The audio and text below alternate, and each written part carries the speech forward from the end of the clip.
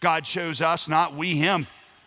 We see from there that he chose us, not we him. Like I explained, the normal way all this went down is that if you were in the best of your class, then you applied to a rabbi. And if he liked what he saw, he'd choose you back. Now, what we know is that that became a great source of confidence to these Talmudim because, when everything else was going against them, they kind of were like, yeah, but my rabbi, who I respect, he chose me. He must have seen something in me. I mean, it'd be like today if Roy Williams or Coach Krzyzewski came up to you and said, man, you got real talent.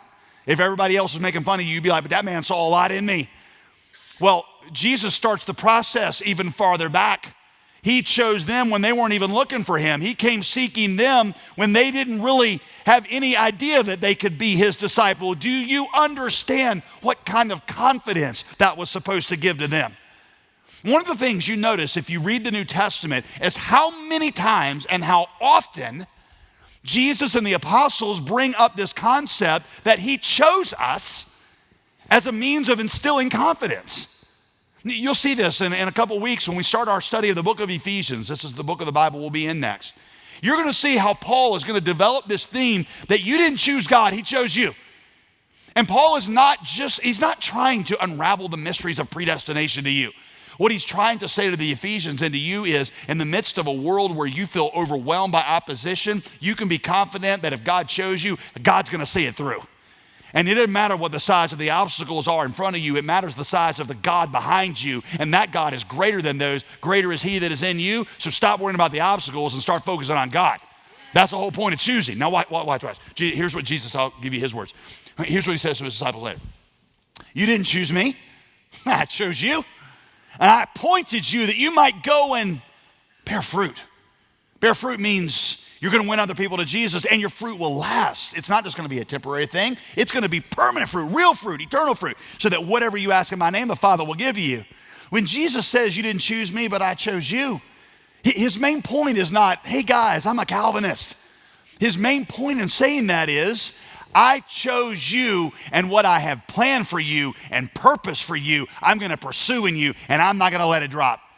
And so when you lack confidence in yourself, you should put confidence in my purposes in you, because even if you falter, they will never fail.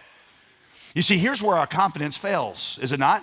A lot of times we talk about we lost our confidence in Jesus, but it's really not our confidence in Jesus that we lost. What we lost was our confidence that Jesus would do through us what he said he would do. Isn't that right? A good example of this, Matthew 14, just a few chapters after this, you got Peter, who is, they're in the midst of the storm and they think they're going to sink, and here comes Jesus walking on the water, and Peter's like, hey, Jesus, is that you? If it's you, why don't you invite me to come out and join you on the water? And Jesus says, it is I, so come on out. So Peter hops out of the boat, boom, he's walking on water, everything's awesome. Peter takes a few steps, looks at the waves around him, and remember what he does? He panics, he starts to sink. And we always say, oh, see, he lost confidence in Jesus. Is that really true? Nope, he's still fully confident in Jesus because Jesus is doing just fine up there on the water. What he lost confidence in was not Jesus' ability to walk on the water. He lost confidence in Jesus' ability to make him walk on the water, right? You see the difference? Where your confidence usually falters is not in the character of Jesus, it's in the promise of Jesus to do through you what Jesus said he would do. You're fully convinced that if Jesus was married to your spouse, he'd be doing an awesome job. Right? But what you're not confident of is that Jesus can use you to become the kind of husband and wife that you're supposed to be. You're confident that if Jesus were raising your kids, he'd be doing a great job. That's not what he promised. He promised he'd do it through you. You're confident that if Jesus were at your workplace, he'd be doing a great job being a witness. That's not what he promised. But what he did promise is that he would do these things through you. And when your confidence falters, when life smacks you down, when you fail, when you feel like you are up against insurmountable obstacles in your marriage, with your kids, in your career, in your ministry, what you need to remember is faithful is he who called you, who also will do it. That he that began a good work, Philippians 1:6 in you, will continue it and never let it go all the way till he finishes it in the day of Jesus Christ. That greater is he that is in you than he that is in the world. That what God has purposed, he will bring to pass. I am convinced, Paul says, I know whom I have believed in, and I'm persuaded that he is able to keep that which I've committed to him against that day. When I am faithless, he will be faithful. He cannot deny himself. When I am unable, he is able. Isaiah 46:11, what I have said, Jesus says, that I will bring about. What I have planned, that I will do. When Jesus chose you, he had a plan.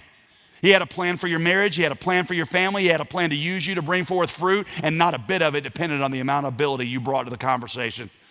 What it depended on was his ability to do it through you, and you got to put your confidence in that.